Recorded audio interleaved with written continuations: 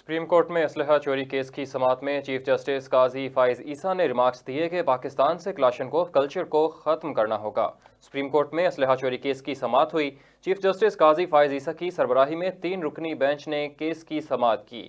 سماعت میں chief justice قاضی فائز عیسیٰ نے ریمارکس دیے کہ پاکستان سے کلاشنکوف کلچر کو ختم کرنا ہوگا۔ جس کے گھر سے اسلحہ چوری ہوا، پولیس نے لائسنس تک کا نہیں پوچھا۔ مالک خود اقرار جرم کر رہا ہے۔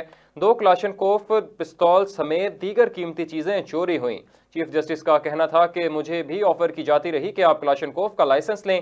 منشیات اور کلاشنکوف نے پاکستان کو تباہ کر دیا۔ اس طرح کالے شیشے لگا کر بڑی گاڑیوں میں کلاشنکوف لے کر دنیا میں کوئی نہیں گھومتا۔ چیف جسٹس نے درخواست گزار سے مکالمے میں استفسار کیا، آپ کے پاس کلاشنکوف کہاں سے آیا؟ آئی جی ایسے کلاشنکوف کے یا کاغذات دے رہے ہیں تو کیوں دے رہے ہیں؟ جسٹس قاضی فائز عیسیٰ نے مزید کہا کہ سیکرٹری داخلہ کو لکھ دیتے ہیں تمام کلاشنکوف اور ان کے لائسنس واپس کریں۔ اسکول اور بازار جاؤ تو لوگ کلاشنکوف لے کر کھڑے نظر آتے ہیں۔